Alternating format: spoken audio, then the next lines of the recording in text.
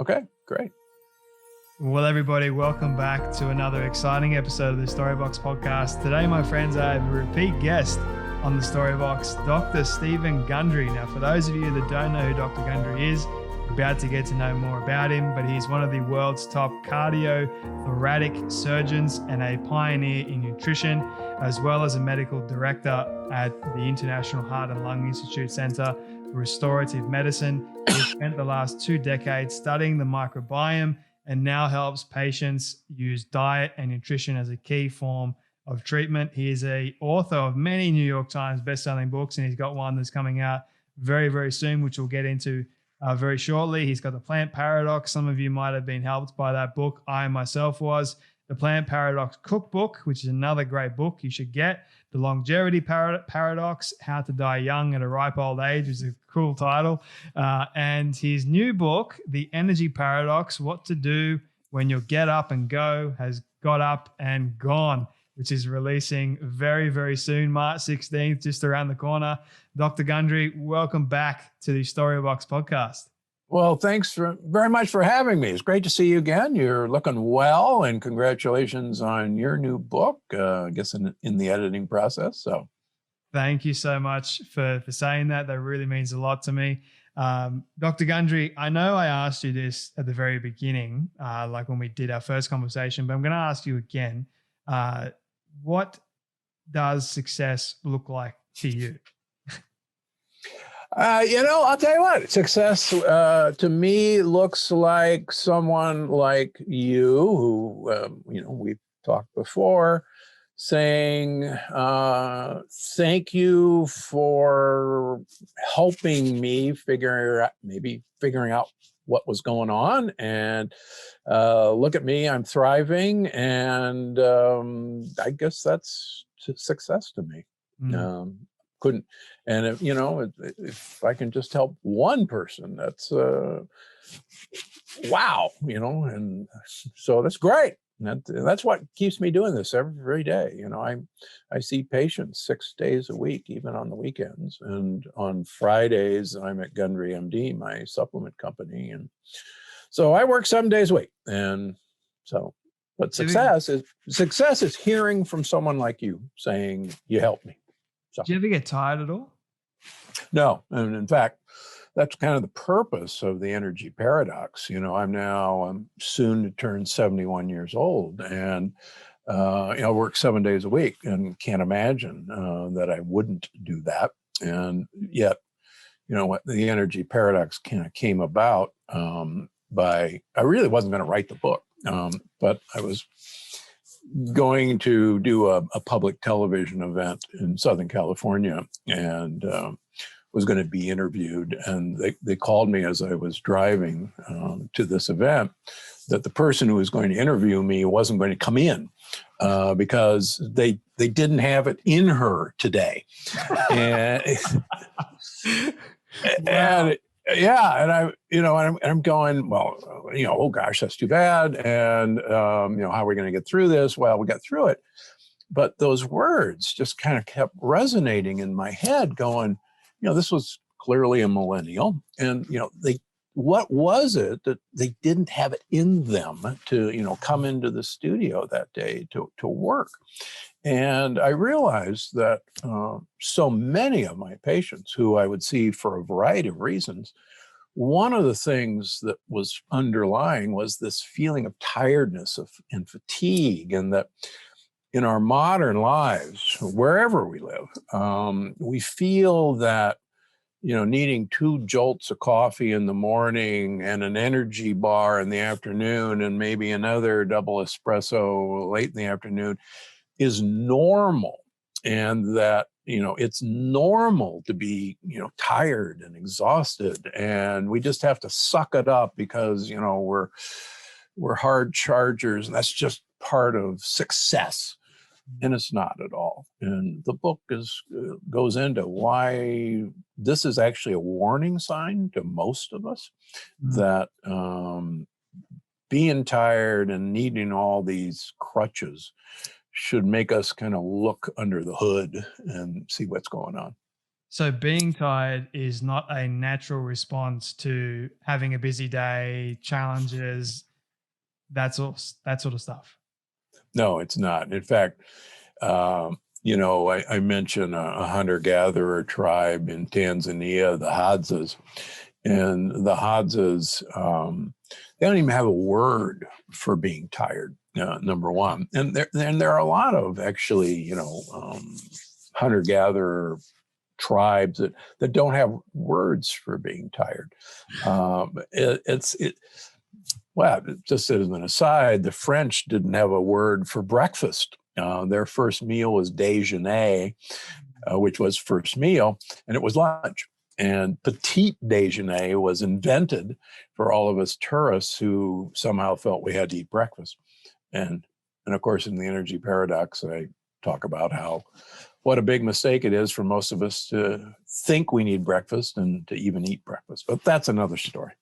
I'm sure it is, which I'm keen to get into very, very shortly. But I think talking about energy and fatigue and tiredness and you're 71 years old and you work 7 days a week. 7 days a week, nonstop.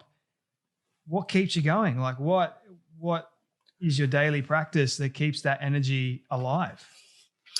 Well, part of the energy paradox is what I've learned in the last 21 years of treating patients in my restorative medicine clinics of foods, behaviors, timing of eating. For instance, this is now my 21st year of practicing time-controlled eating. I started doing this actually in the year 2000. I started writing about it in my first book in 2006, long before anybody else had ever even talked about it. And so for instance, January through June of every year, during the week, I eat all my calories in a 2-hour window from 6 o'clock to 8 o'clock at night. So 22 out of 24 hours I'm fasting. And I do that for 6 months. On the weekends, I take the weekends off. And just like in the book, you get to take the weekends off. Why do I do that? Because the evidence is actually overwhelming that it's one of probably the best ways to get more energy, which is a paradox. And it's probably the best way to extend your health span. Plus, I don't eat breakfast and I don't eat lunch. So it frees up a tremendous amount of time. We joke that my lunch hour here is usually doing a podcast, for instance, or writing, my next book, or, researching. So it's actually very liberating when you think about it to not be constrained by the fact that you have to eat 3 meals a day and 2 snacks to be healthy. And we've all been sold a bill of goods about that. Which I'm curious about, why has that been the case? Like in your research and your studies, going back and looking at why we have been taught this and why it is so common, are you able to share why that is and how can we fix it? Well, I think there's a lot of reasons. First of all, breakfast, breakfast means break fast. That's where the word came from. And you would break your overnight fast. And as I talk about in the energy paradox, we're actually designed not to eat breakfast. We actually have this surge of blood sugar in the morning. We have the surge of adrenaline. We have the surge of cortisol that actually anticipates that we will not be eating breakfast. And if you look at hunter-gatherers, they don't eat breakfast. First of all, they don't have any breakfast. There's no storage systems. But breakfast really got started primarily during the Industrial Revolution in the late 1800s, where factory workers would literally work all day without a break. There weren't unions, there weren't nice people. And so their family members would feed them something before they left for work because they weren't going to eat until late at night. The people would work, 14, 16-hour days. And so that got established. But then in the early 1900s, in the United States, we're responsible, the Kellogg's brothers, the Kellogg's Cornflake Company, went on a massive advertising campaign that breakfast is the most important meal of the day. They and the United Fruit Company, which were the inventors of the Chiquita banana, actually paid physicians to tell people that breakfast with a sliced banana with Kellogg's cornflakes was the most important meal of the day. And now we realize that big food is tied to making us convinced that we should be eating 3 meals a day and 2 snacks to be healthy. Mm-hmm. And sadly, the reason I went into what I do now is I realized that sickness is really good for business. And I realized that as a heart surgeon, most of what I was doing was patching up, not really preventing what I was doing. And so, I teach people how to avoid me, I guess, at the basic level. But yeah, so, the whole big food and big pharma and big medicine is actually all very nicely integrated into keeping us sick, sadly. 2 questions coming from that. The first one is, why do you specifically eat all your calories in a 2-hour period from 6 to, I think it was 8 o'clock. 8 o'clock. Why that time frame? Is there something special about that time frame? And my second question is hunger pains. Why do we get them in the first place? Great question. And again, I go into that in the book. So the reason I eat from 6 to 8 o'clock at night is that because my wife and I both work. My wife works at 71 as well. And so it's the only time we have really together is after we come home from work. And so that's the main reason.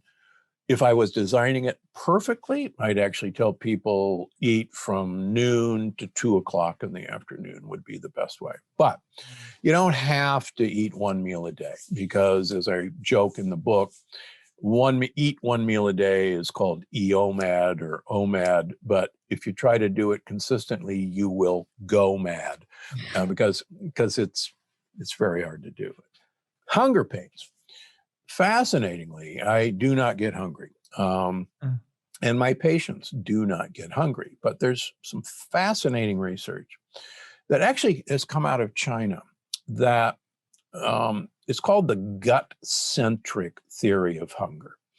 And for years, we looked at the initial theory of hunger was, well, your stomach shrinks down. And when it shrinks down, you get a signal to eat because it's shrunken. Then a few years after that, there were hormones that were discovered that came from the gut that caused hunger, ghrelin, or prevented hunger. And that was called leptin. And so the hormone system of hunger. Well, some rather clever researchers from China, as the microbiome and its influence on the brain began being looked at, and what I talk about in the book of postbiotics, which is a language that our gut microbiome uses to communicate to our mitochondria, our little energy-producing cells, and our brain. They took a bunch of humans and put them on either a 7-day or a 14-day water fast. All they got was water. They gave them 100 calories a day of prebiotic fiber. So that means we can't digest it, but the bugs in our gut think it's great. That's what they eat. And when they gave these people 100 calories of prebiotic fiber, they had absolutely no hunger despite eating for 2 weeks. And their theory, which I agree with, and I talk about in the book, is if you give your bacteria what they want to eat, they'll tell your brain, hey, we're good. We got what we need. You don't have to go looking for anything else for yourself. We're happy. And I think that's really, really able to give all of us some hope that, being hungry may be as simple as giving, the good bugs what they want to eat, and we'll be fine. So it starts in the gut first, and then it travels to your mind, and then your mind's telling you you need food. But that's really just a trick. Yeah. For instance, we know that there's good bugs and bad bugs in our microbiome. And I call the good guys gut buddies, and I call the bad guys gang members. and we've known actually for a number of years that the gang members like simple sugars and they love saturated fats. The good guys basically like fiber, indigestible fiber, and they really don't like simple sugars and fats. So we've known for years that we could take poop from fat individuals and give it to rats who are skinny. Rats will eat poop. They love poop.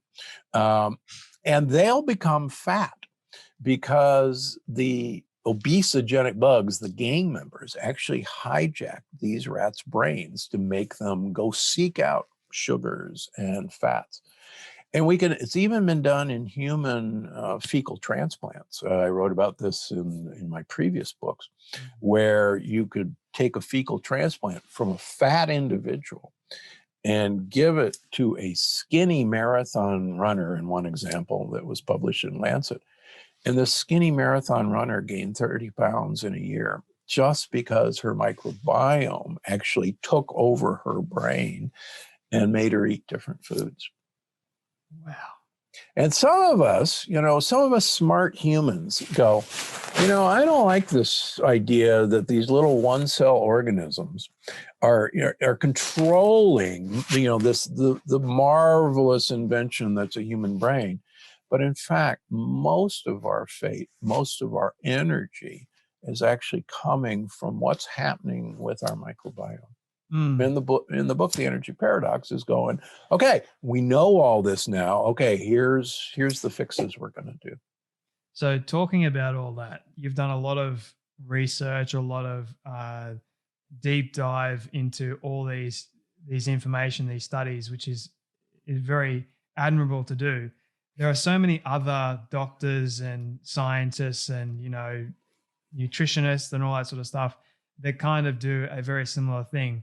And I'm always curious, okay, I trust your method, Dr. Gundry, because it's helped me in a personal way. How can we know for a fact that your work is true for the skeptics out there? Sure. Well, I think there's a couple of ways. First of all, I'm actually one of the few authors in the popular nutrition field that actually sees patients. So many people who may have an MD after their name have never seen a human patient. We call it the practice of medicine for a reason. And because you have to practice. If I may have a great theory on what, my research in the lab showed, but I have to then, okay, I want 100 of you to try this, and I want to draw blood on you every 3 months. And I'm going to publish my results in, peer-reviewed journals. So I think that's number one. Number two, there are lots of ways to skin a cat in terms of nutrition. And one of the things in this book that I talk about is it's actually very true that if you eat one form of food, what I call a mono diet, whether it's, for instance, the Duke rice diet, which is basically all you eat is rice, the cabbage soup diet, where all you eat is cabbage soup, the egg diet, the carnivore diet, the keto diet, where all you eat is basically fat. All of these diets give your mitochondria, the energy producing organelles in all of our cells, one basic food group to use, whether it's sugar from carbohydrates, whether it's protein from amino acids from protein, or whether it's fats. And mitochondria are really good at using these one at a time. And it's kind of like give you an example of a highway, which I use. In Italy, on the Autostrada, on Sundays, you're not allowed to have a truck on the road. And all other days, trucks can be on the road. I can tell you that driving on the freeway system in Italy is a whole lot more enjoyable on Sundays because we've eliminated these big slow moving trucks. And it's the same way if we give our mitochondria just one thing. In other words, just cars are going to go in the mitochondria and no buses and no trucks.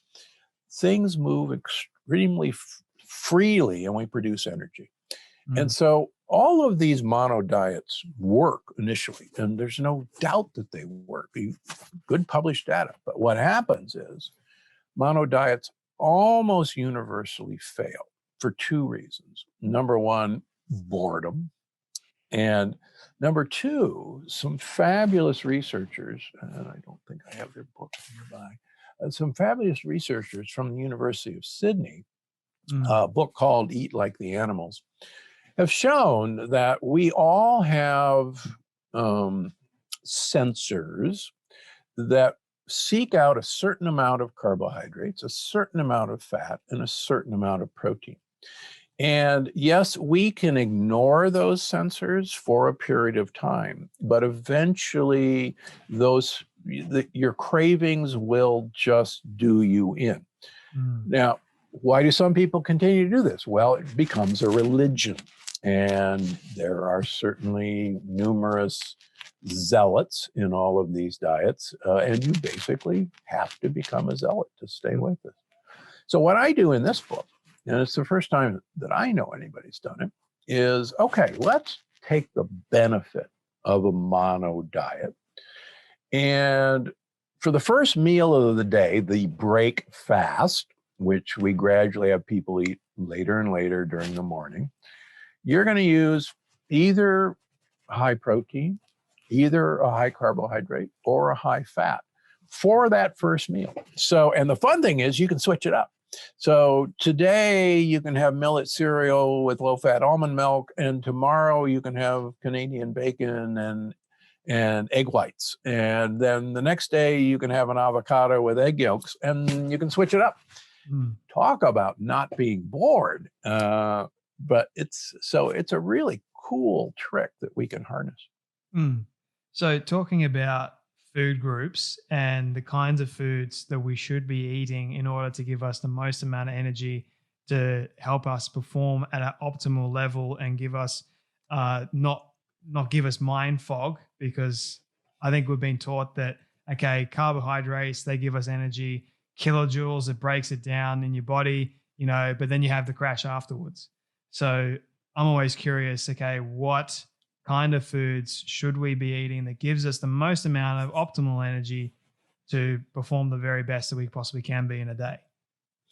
Well, so one of the biggest problems in the Western diet is that we no longer really eat whole foods. We don't eat foods in whole anymore. We've been able to break these whole foods down into simple carbohydrates without fiber, simple amino acids, and simple fats, and put them into energy snacks, energy drinks, smoothies. And what we've done is we literally have just overwhelmed our mitochondria's ability to handle all this stuff arriving at once. And you literally get a rush hour traffic jam in our mitochondria. And that's why for so many people, they may have a fast food lunch because, everybody's busy. And then 2:00 in the afternoon, they're falling asleep on their desk and they're reaching for the double espresso and going, what the heck? Well, it's literally because of this traffic jam in the mitochondria. So the point of the book is, and it sounds trite, but the more you eat a food whole, the better off you're going to be.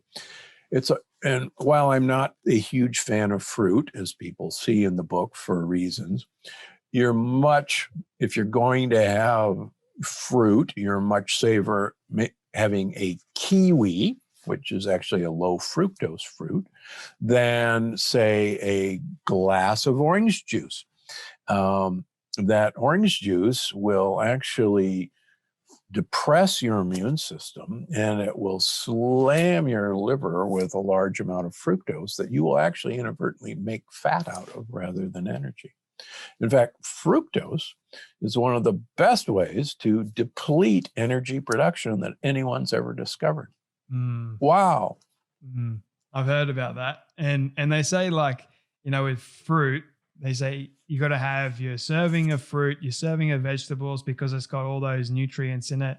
You got your vitamin C in your oranges. That helps a lot, your immune system. But I still get sick. I still have a low immune system, and I'm still susceptible to attacks. And I'm always curious, well, if I'm eating all this stuff that I've been told all these years to eat, and it's got all the nutrients, why am I still getting sick? So, well, yeah, it's true. There were some very interesting papers done years ago looking actually at the effect of sugar and even orange juice on our white blood cell function, our immune system. And one glass of orange juice will actually suppress your immune system for up to 6 hours after you drink it. And I get so, and I wrote an editorial about this recently, all these new gummies with zinc and vitamin C and echinacea, and those gummies have so much sugar in them that whatever benefit you might have gotten from some of those vitamins, you've wiped out because of the sugar you ate in that gummy. And so we've got it all wrong. The other thing that's happened to us is our fruit has been hybridized for sugar content. And I mean, for instance, a cup of grapes, now seedless grapes, and that's really not very many grapes, has more sugar than a whole Hershey's candy bar here in the United States. I think you probably have Hershey's or something, or Cadbury maybe. Yeah. And you go, oh, but it's so healthy for me. It's been bred for sugar content. And we just have to be really cautious. I think it was I was speaking to Dr. Josh Axe, and he was talking about how certain foods have been designed specifically to look like a certain organ, and he was talking about how grapes, they kind of look like the testicle, and how grapes also impact the function of your testicle. And I was like, I've never thought about that before in my life, but then it's also like you got to look at the amount of sugar you have in that fruit. It's like, okay, is it okay though to eat it every so often so you can get that benefit? Well, believe it or not, I've never met a man with low T who doesn't eat a high sugar diet and doesn't have insulin resistance. And these men are not suffering from an inability to produce testosterone. It's the sugar that's actually preventing the mitochondria in the testes from making testosterone. And when I get these guys off of their, refined carbohydrates and their high fats, their testosterone levels rise back to normal. I've never had to give a man testosterone as a supplement if I can teach him how to eat. Wow. Yeah. Never seen it. I just learned something new there. Okay. This is very fascinating stuff. So sugar is basically killing the population, killing us. Yeah, we don't call it nature's candy for nothing. It's right there on the label. It's nature's candy. And we were talking with some researchers who've been studying great apes and how they use fruit. And orangutans, for instance, during fruit season, which only happens once a year, will gorge on about 5,000 calories of fruit a day. And they will add about 7 to 8 pounds of fat. And they do that because the dry season, there isn't any fruit and there isn't as much to eat, and they lose weight. But the other thing that's fascinating is the female orangutan doesn't come into heat, doesn't come into estrus until she eats that fruit and puts on the fat. And then, her body knows she's got enough fat to carry a pregnancy.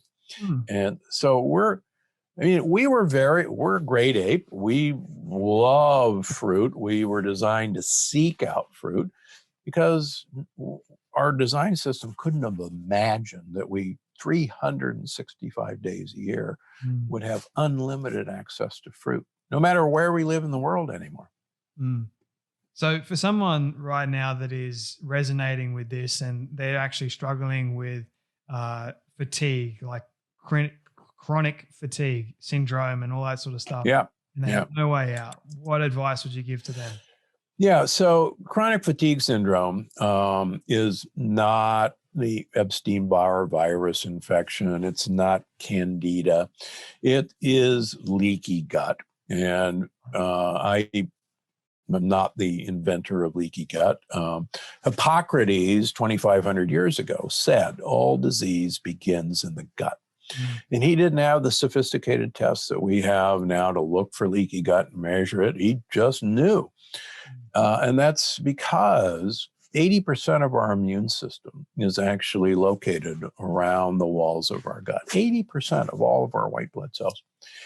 And most of us with chronic fatigue and other autoimmune diseases have leaky gut. And it's caused primarily by the foods we eat and by the 7 deadly energy disruptors, among which are the antibiotics that we take almost willy-nilly, and the antibiotics that are fed the animals that we eat.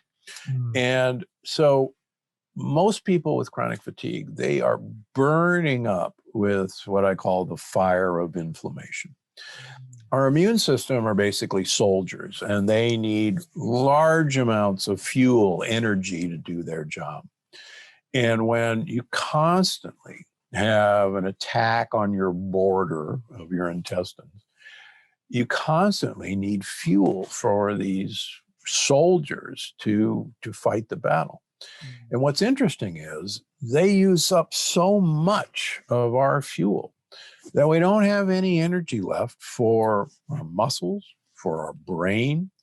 And that's why once we teach people how to seal their gut by, among other things, taking away some of their favorite foods, we see when we can measure their leaky gut going away, we can measure their inflammation subsiding, and lo and behold, like we talk about in the book, many times they'll walk in for their next appointment and say, "This is the weirdest thing. I forgot what feeling normal feels like.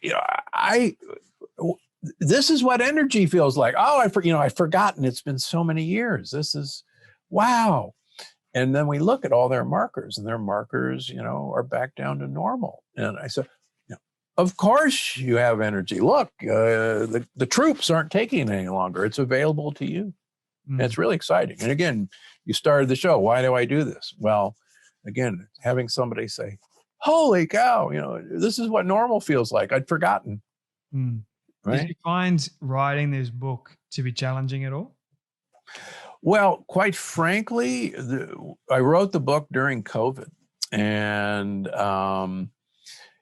I kept seeing patients during COVID, and I just decided I wanted my patients to be on their best to avoid COVID. And knock on wood, most of my patients have not caught it. Those who did catch it, it was an incredibly mild illness. Kind of feeling like you had a cold for a couple of days is the worst. I've had a couple husbands of my patients who weren't my patients also catch COVID at the same time.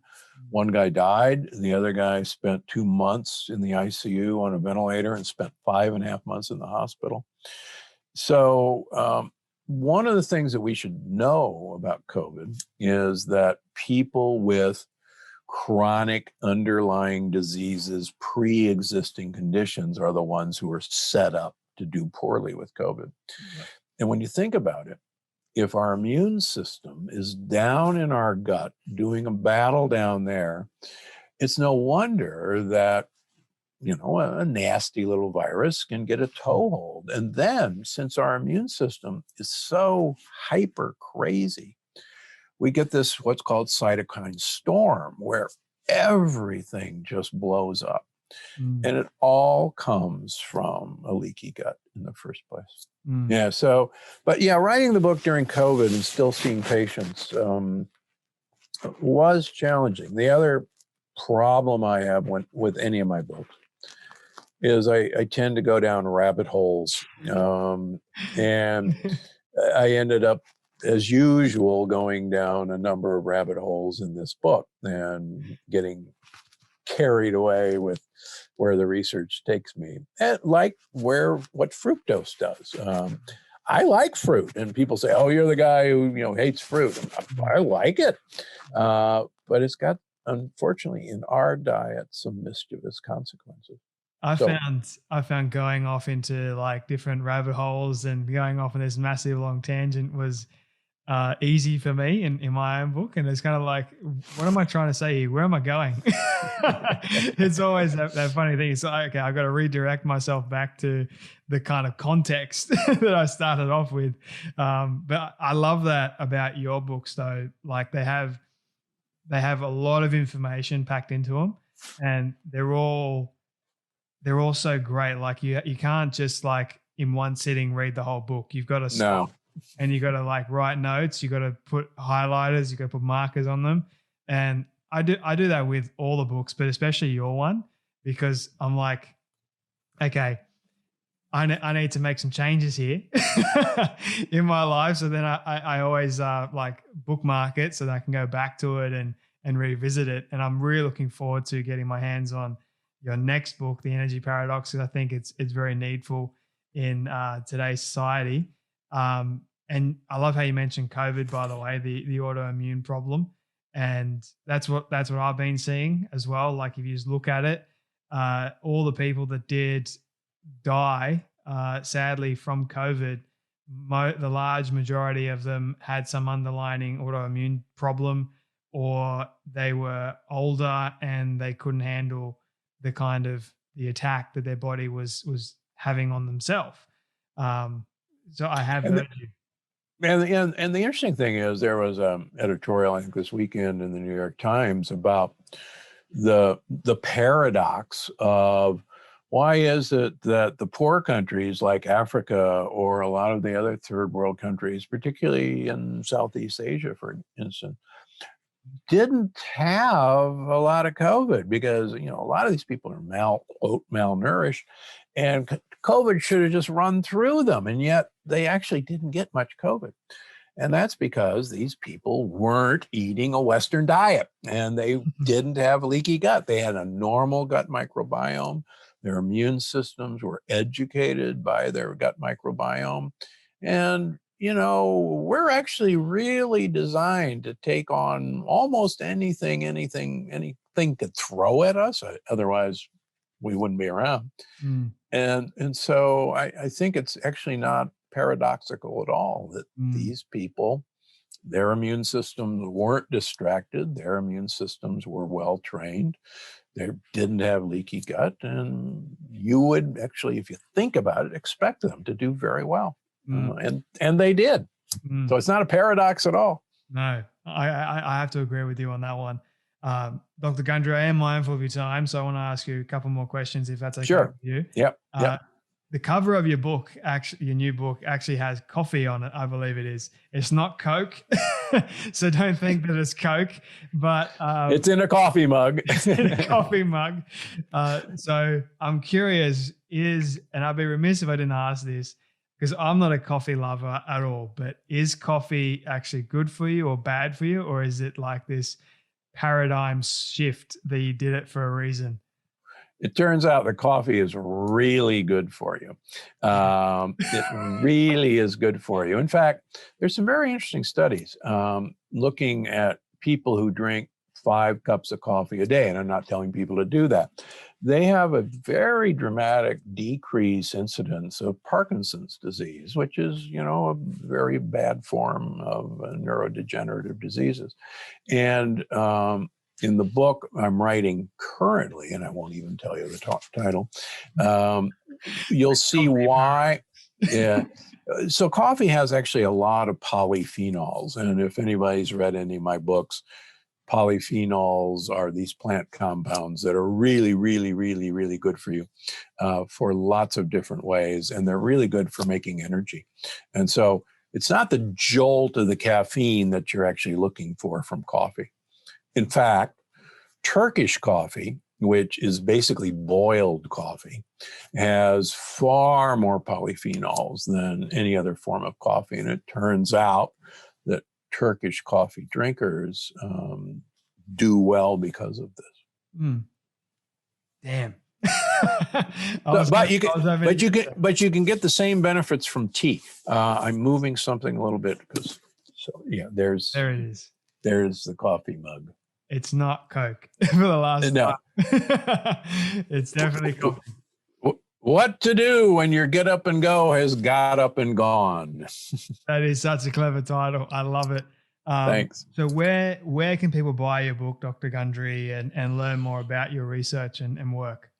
So wherever you get your books, all of my books have been international bestsellers, and the English-speaking countries have been very good to me. Australia, they've been popular books. And so our Amazon, Barnes & Noble, but please, please, please go to your local bookseller, particularly now, as hopefully we're coming out of COVID. Your local businesses really need your help. I can't wait to get my hands on a copy, like I mentioned before. So go and do that. Listen to Dr. Gundry. He's helped. Yeah, you can find me on my podcast, the Dr. Gundry podcast. I have 2 YouTube channels. Find me on Instagram. You can go to drgundry.com. You can go to gundrymd.com, which is my supplement and food company. And, find me. And, my content is free on all my channels. So, he's not hard to find, and the content is extremely valuable. He still finds the time out of his hectic schedule to do all this amazing stuff. So personally, I want to say thank you, Dr. Gundry. My final question for you, this is my all-time favorite question. I don't even remember asking you it because I don't even think I thought of this question when I spoke, but I want you to imagine with me for a moment that you've been able to reach the age of 100. All your friends and your family have decided to put together a film for you of everything you've ever said and everything you've ever done. Don't ask me how in the world they got it all. We'll call it magic for the sake of argument. But they've been able to get it and show it to you on your 100th birthday. What do you want that film to say and to show about your life? So gratitude is how to have a great life. And the more you are thankful, the more powerful you become. That's all I want to say. I feel like there's a great way to wrap up our conversation. Dr. Gundry, thank you so much once again for coming on the Storybox podcast. And let me throw the gratitude right back at you. Thank you for having me on. I really appreciate it.